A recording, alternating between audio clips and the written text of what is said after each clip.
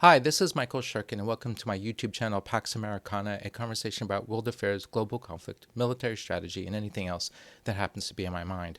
As those of you who are familiar with my work know, I am passionate about Africa, and I'm also keenly interested in questions such as how the United States should balance things like its interests in promoting democracy and democratic values, and sometimes competing priorities that we might describe under the general heading of realism.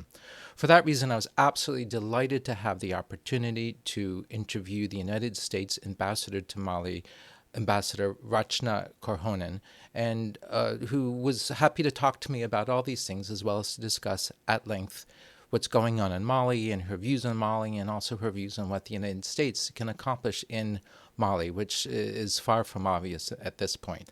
Ambassador Korhonen is somebody for whom I have a lot of esteem, and I am delighted to share her views with you here. If you like this video, please like and subscribe. So without further ado, let's get to the interview. Ambassador Korhonen, welcome very much to my YouTube channel, and thank you very much for taking the time to speak with me. It is an honor and a privilege to have this opportunity. I wanted to begin just by asking you about your background, like where you're from, how did you end up where you are today? Thank you very much. And it is an honor also to be with you. And, I'm a fan of your work and have been for a while. So a little bit about my background. I'm Indian American. My parents moved to the United States. I moved to the United States when I was 12. And we moved to New Jersey and didn't really leave New Jersey until I joined the Foreign Service. So I'm a Jersey girl and very proud to be one. It's one of my favorite places in the universe still. It's probably always going to be.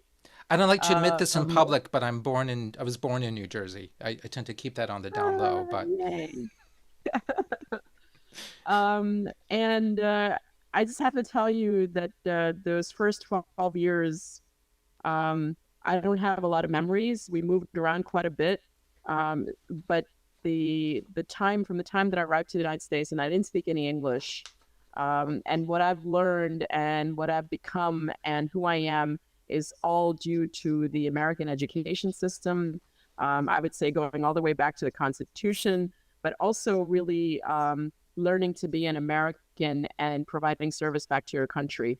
So when 9/11 happened, of course, my parents, they weren't raising a diplomat. They wanted to raise a doctor or an engineer or a lawyer. So they raised an engineer because I'm a computer scientist and that's my background. So I have a degree in computer science and math.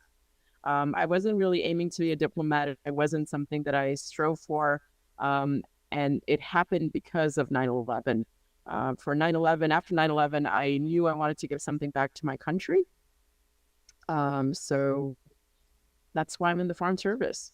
And if you see my background, I've mostly served in the Middle East, and that's the main reason why. And from that perspective, I think Mali also makes a lot of sense. So you're talking to an American dream come true. This is what people believe the American dream is, and I'm living it on a daily basis. wonderful. Wonderful. Makes me proud, frankly. I think that's a wonderful thing. When did you arrive in Bamako? January 2023.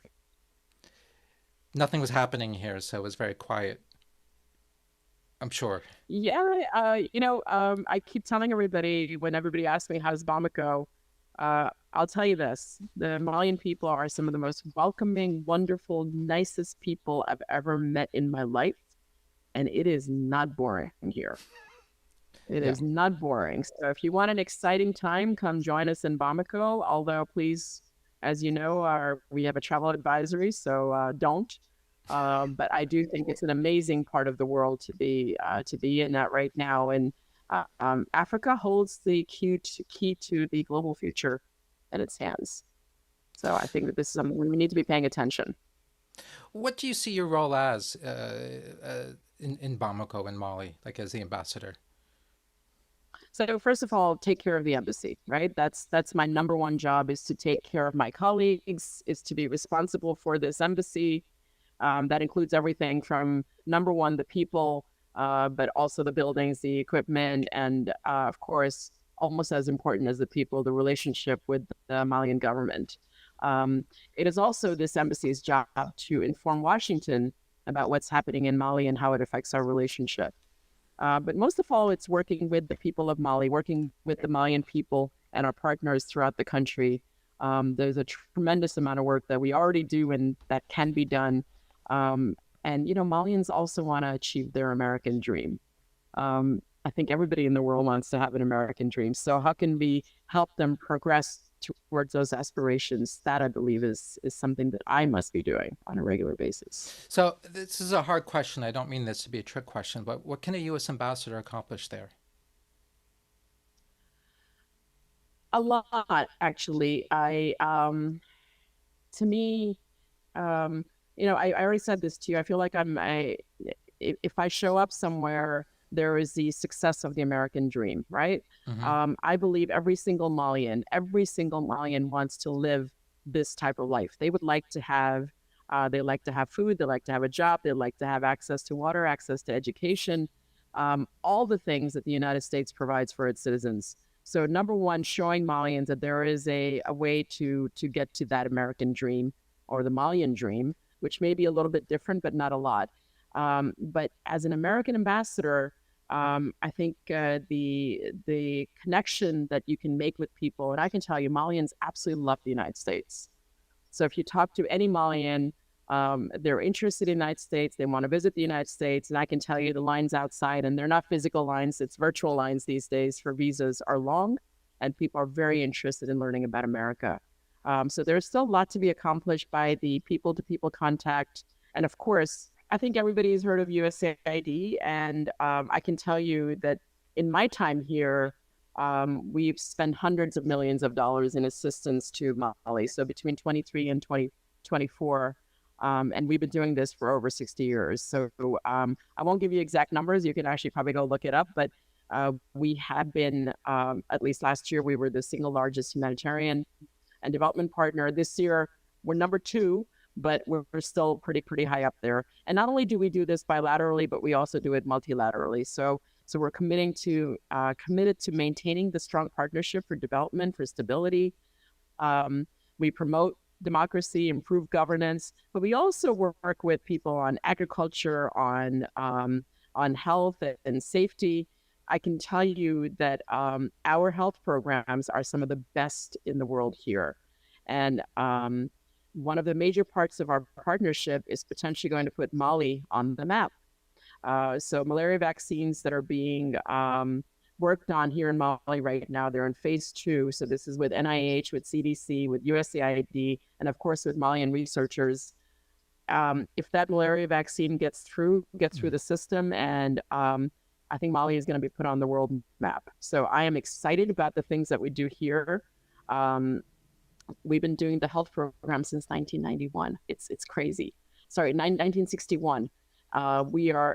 You can pretty much look at any district in Mali and our health programs are there. So over 80% of the population is covered by our health programs. So that's a lot of our bilateral assistance, but we also do things through the UN, the World Food Program, the World Health Organization, of course, World Bank, IMF, and all of those things. The United States has a major part in working with Malians. And then something exciting just happened yesterday in the United States. So as you know, we also do programs with the Ministry of Justice here.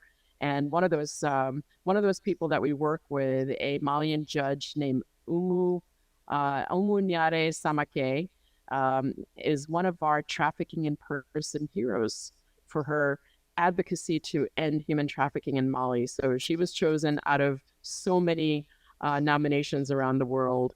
And so we're really happy about that. I think the fact that Malians are working with us, Malians are getting rewarded and awarded for their work with us is something that I'm really proud of.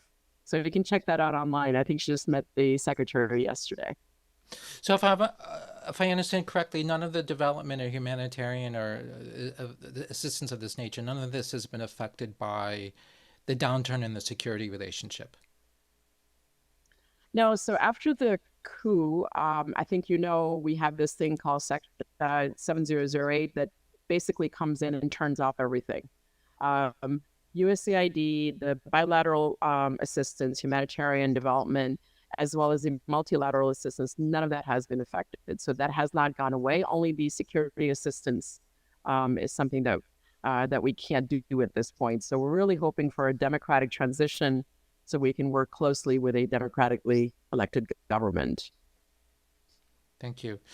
You had mentioned promoting democracy, and that's something that I'm very interested in, and I've written a lot about because it's not obvious to me how that's actually done. Although it is clearly a noble ambition, so I just wanted to hear your thoughts about that. So, but they're sort of in the abstract. I mean, maybe that's the best way to talk about this in the abstract, rather than in terms of what the embassy might be doing concretely, on the ground in Mali. But how does the U.S. government promote democracy in another country? So, I got to first of all say that people keep knocking on this concept of democracy these days, and I have to really clearly say that as I talk with Malians, Malians want democracy. They want to have a representative government, and they want governance, and they want services. So we may be thinking based on what you see in the media that the democracy word is not the same as it used to be. But I can tell you that Malians absolutely want what others have, and that's something they're interested in. I think already President Biden launched the historic Summit for Democracy in 2021 to strengthen democratic institutions, protecting human rights, um, fight against corruptions at home and abroad. So we tend to use those tools that come with that. But in Mali specifically, we use our USAID programs in the governance space to help Mali build stronger institutions, including with the Electoral Commission, with their, as I mentioned already, Minister of Justice. So we do it at every single level you can possibly think of where Malians are interested in working with us. And it has yielded results. We're strengthened Mali's electoral law, accountability structures, providing the legal framework that supports to exist, return to a constitutionally elected government. So there's a lot of work that we do. And, sometimes I think the media does this on a regular basis, and I'm not saying you, but to me, human rights, democracy, these things are used as weapons and instead of as tools. You're talking about how the embassy and the U.S. government has been working with various institutions. With those Malians who are willing to work with you, you work with, and then We do. it's We actually about. work with pretty much every single ministry, and I can tell you that Malian ministries, Malian government, but especially Malian people. And we also work with civil society. We work with, implementing partners. So people are very interested in continuing to work with us. And I can clearly say that our programs have absolutely yielded results in strengthening Mali's electoral law, and also structures that kind of keep the legal framework for a return to an elected government soon. So it is something that they're working with us, and I think you also know some of the implementing partners that are working here. So we continue to work with them, and that's something that we're not stopping. Do you sometimes see a tension between the idea of, I guess, like values based, like promoting values and realism? Like the realist argument is that, never mind the democracy stuff, let's just cozy up with whatever dictator happens to be around, because it's more practical versus democracy. Um, Plus, also sometimes, if you talk about democracy, then the dictator doesn't necessarily like it either, right? So that can aggravate relations with whoever happens to be in power. Uh, so what's your take on that tension, or perhaps you don't see any tension at all? I think there's always tension when there's power and money, on the table. To me, I, I think you can do both. So you can talk about the plight of what's happening here in Mali. You can talk about people looking forward to education for their kids, looking forward to the next generation doing better than them. And to me, the topics are not mutually exclusive, right? So you can't really talk about the real problems that people face in Mali without talking about democracy. without talking about their reality.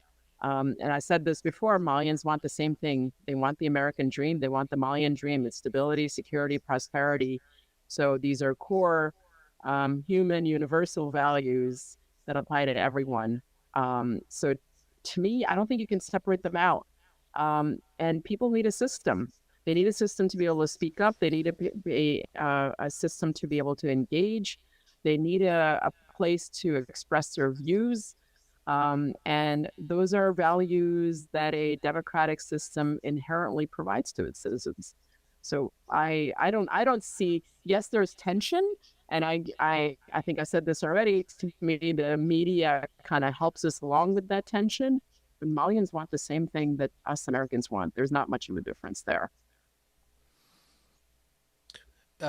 Is it the same thing that the government wants, though?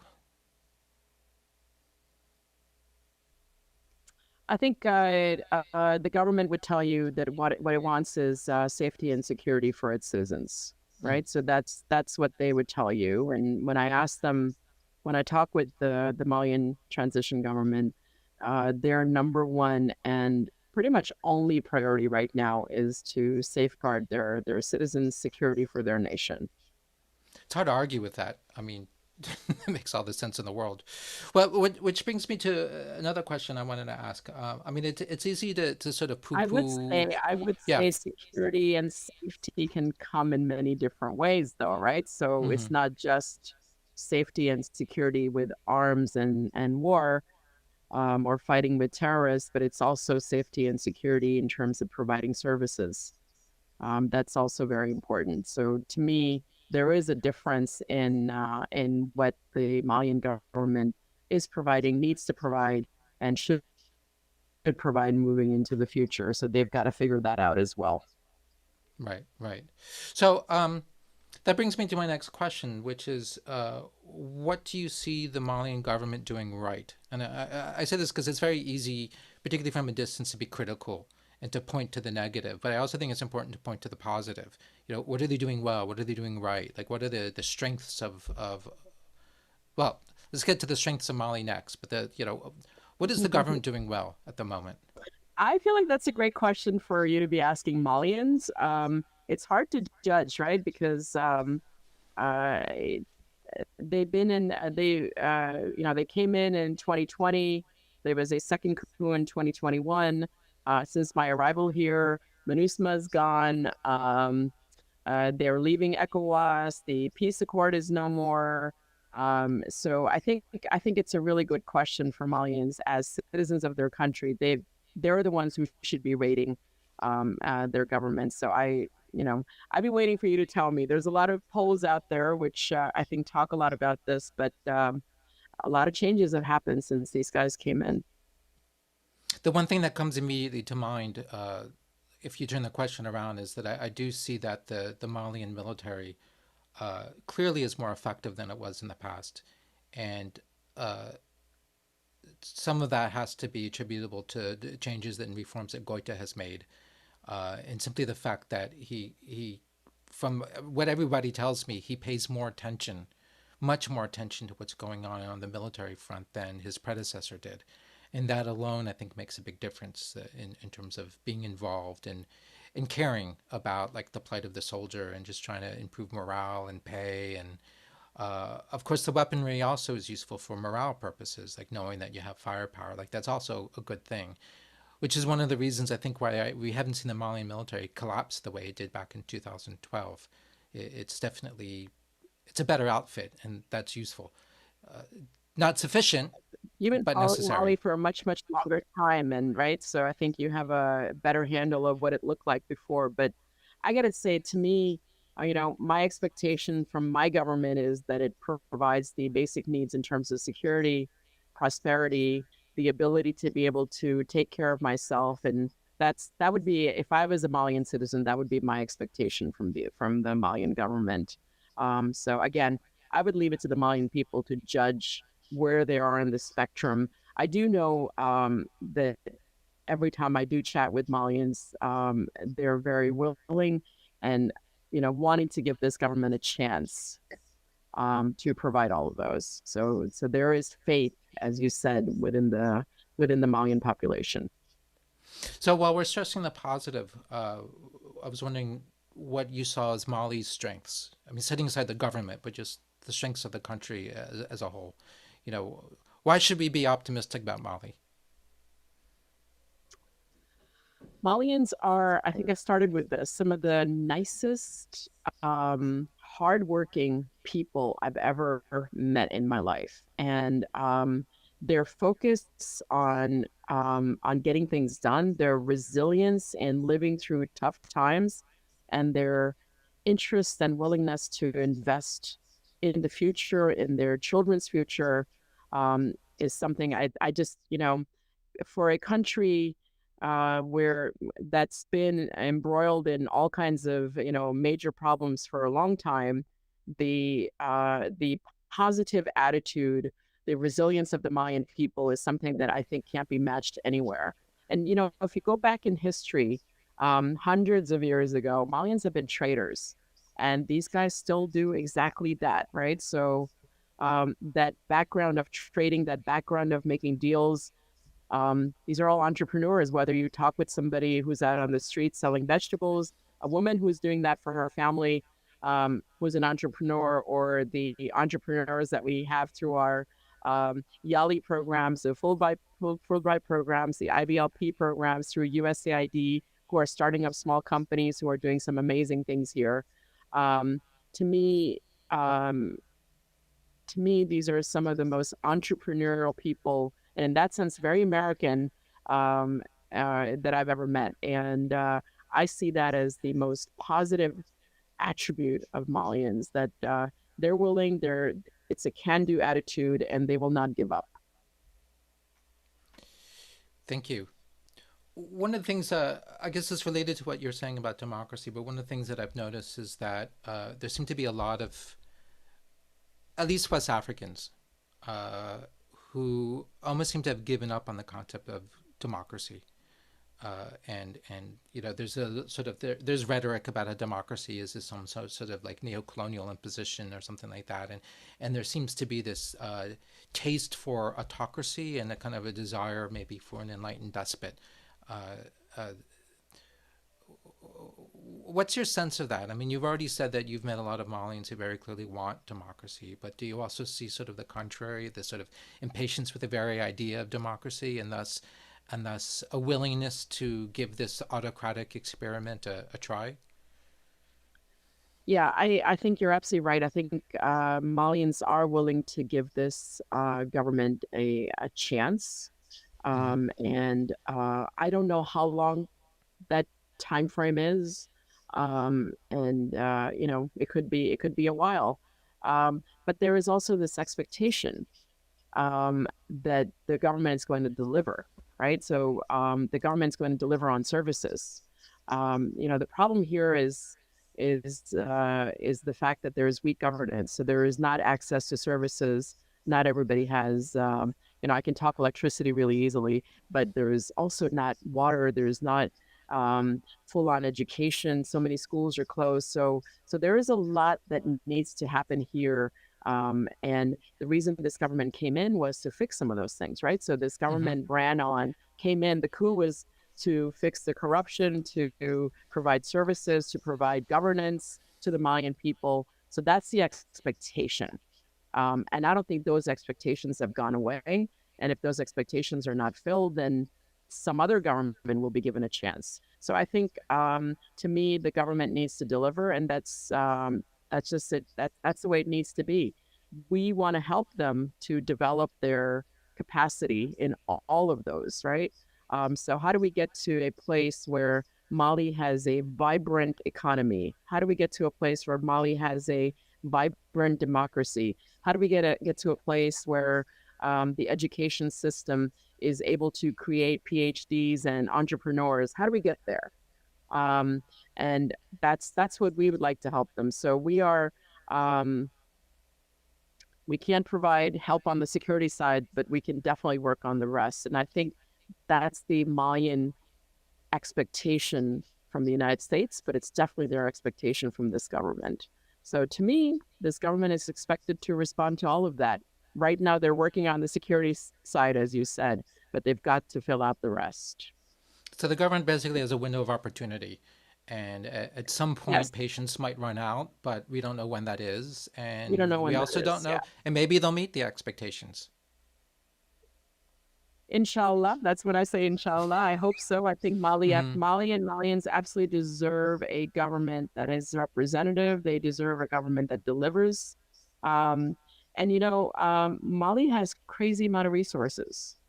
Yes. There's there's so many natural resources here, and those resources must be used for Mali citizens. So I think there's lots of opportunity.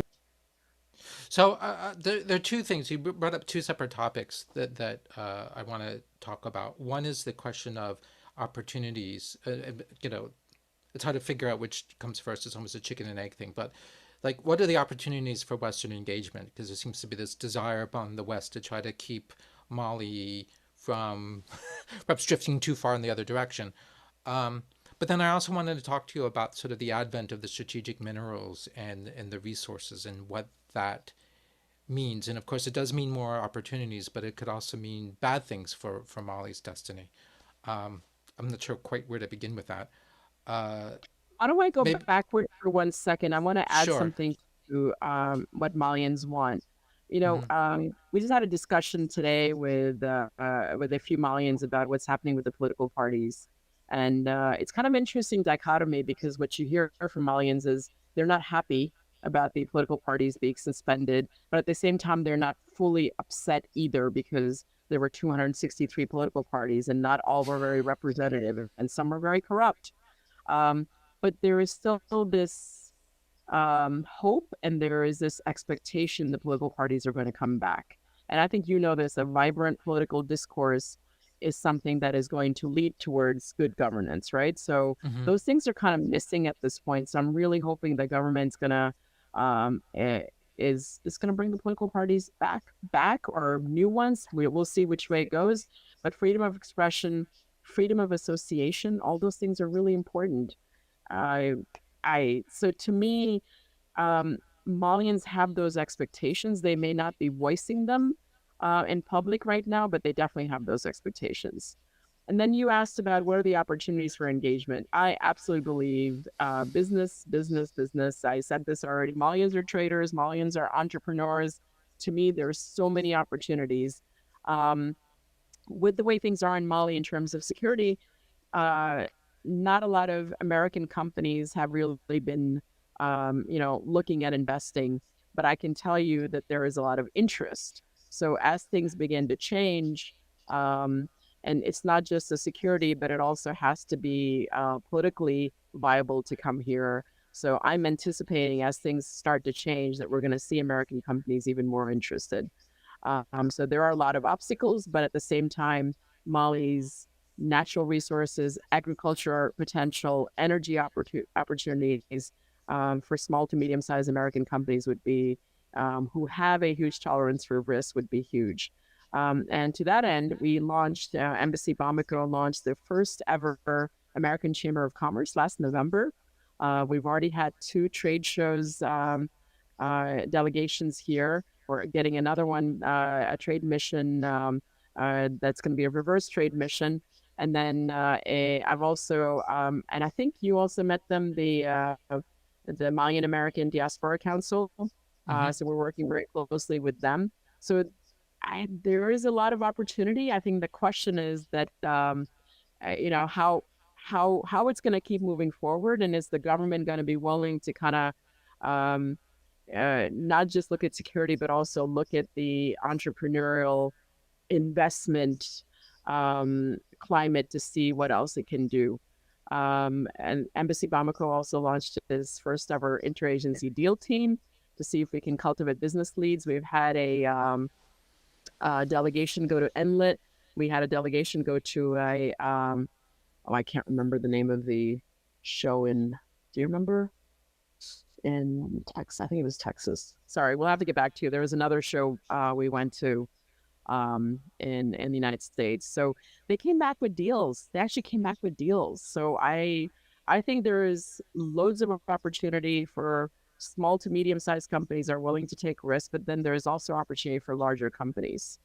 Um, Obviously, everybody's talking about strategic minerals and lithium, and Mali has all of that in spades.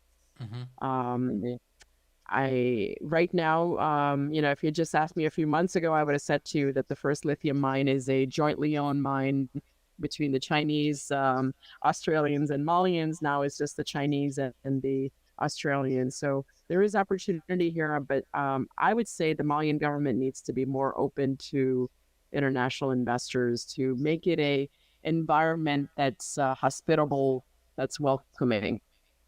Right.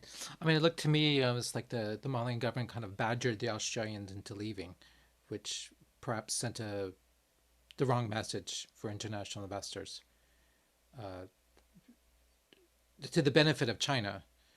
I mean, is there a possibility? I mean, right now, I'm sorry, we're getting astray, but with the strategic minerals, clearly the Chinese are involved. They're on the ground. Uh, it's not clear to me that Western investors have the appetite for risk that it would take for them to get in on the ground. I mean, is there still a possibility, or is it just a question of whether or not things change in a positive direction?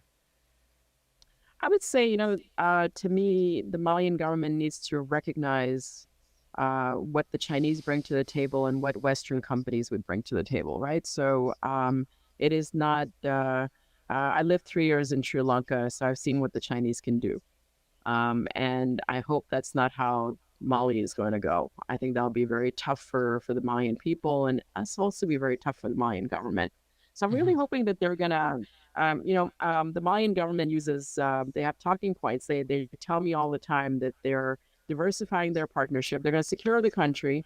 They're diversifying their partnerships, and of course, the sovereignty and what's good for the Malian people. And listen, with what's good for the Malian people is to have diversity in investments. So not Mm-hmm. just with the Chinese.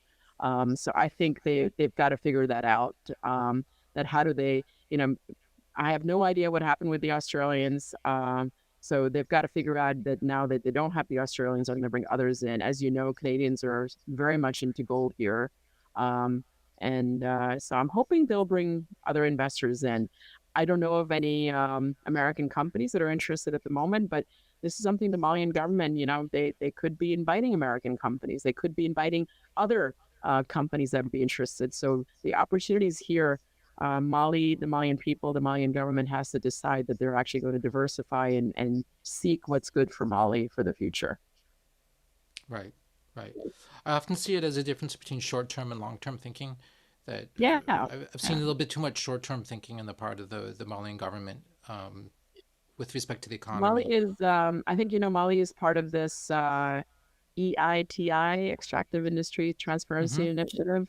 Yes. They're meeting some of those requirements. I'm hoping that they continue working on those because that would help them invite others. I also think Mali really needs to work on its artisanal mine sector, the amount of gold that's leaving Mali. The figures are out there, but the illegal gold market is larger than the legal gold market. So Mm-hmm. there is a lot of work to be done, and the amount of resources in this country, I see Mali as, if done well, in 10 years, Mali could be providing aid to the rest of Africa instead of taking aid from the rest of the world. That's where I could see Mali going if they do it well.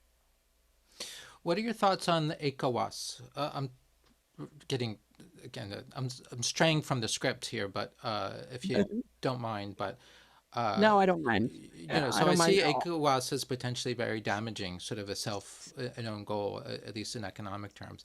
But I've also heard that the Malian government hasn't actually taken any concrete steps towards leaving ECOWAS, uh, which may or may not be true. But is this No, is this I something think that's sort of going in the wrong direction in terms of openness for investment? I think it to me it's a really tough time to see kind of figure out how the ECOWAS is going to go. It depends a lot on how ECOWAS also works with Mali, right? So Hmm. it's a two-way street. Um, ECOWAS provides a lot of flexibility for Malian citizens. Mm-hmm. ECOWAS provides a open investment or open business atmosphere in ECOWAS countries, and I think Malians would be loath to let that go. So we'll see. I, the official line from the Malian government is, of course, they're done with ECOWAS, but I'm really hoping that there's negotiations that will possibly change that. I think all these organizations, like ECOWAS, are really here to help Malians, and I'm hoping that they can somehow get over the differences that they've had. Mm-hmm. Mhm. Reminds me of the debates over Brexit, right? When once the British finally got around to trying to do Brexit, and there was all this talk about hard I landings totally versus missed that. soft Sorry. landings. Uh, Uh, can you hear me now? I have no idea what you asked. I heard the hard landing, soft landing at the Oh, end. oh, I see. It says my internet connection is unstable. Maybe that just means that my kids are now awake and they're like hitting Netflix or something. Um, it's how I know they're alive, Alrighty. right?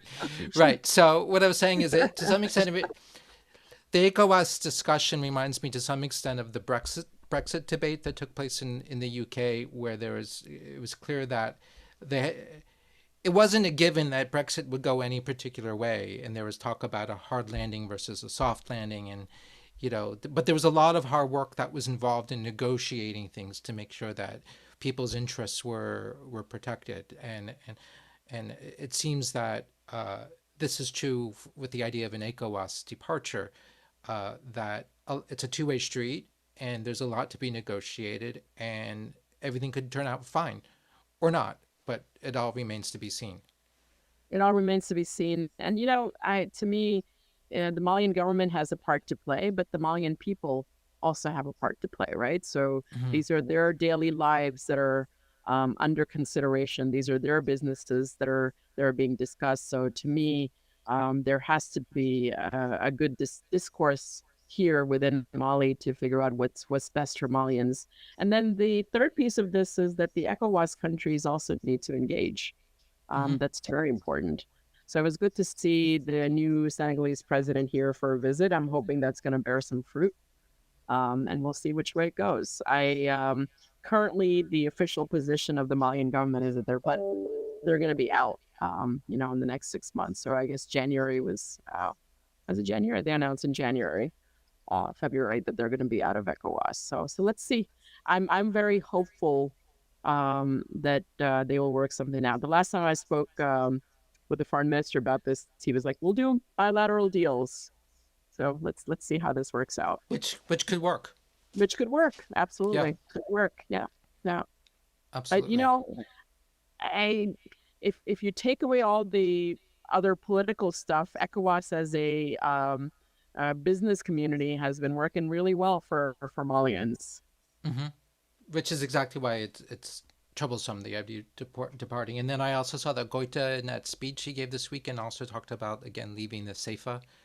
Um, does that give shivers to people in the business community, or are people just Yes, like it whatever? does. Or Does. I think the business community is trying to figure out how to kind of maneuver in this current climate. Yeah, but I mean, my conversation with folks is that they're talking with the government about this. They're talking with the finance minister about this. So hopefully, hopefully people are going to be listening to each other. This is a this is where I think people from the outside are going to have some effect, but really Malians need to work with their own government to figure out what's best for Malians. And there needs to be more discussion. There needs to be more of a conversation, of a discourse.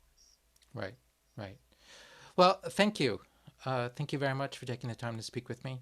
It really has been a pleasure and, of course, Thank edifying you. as usual. Um, so thank you. Do you have any final comments before I shut off record?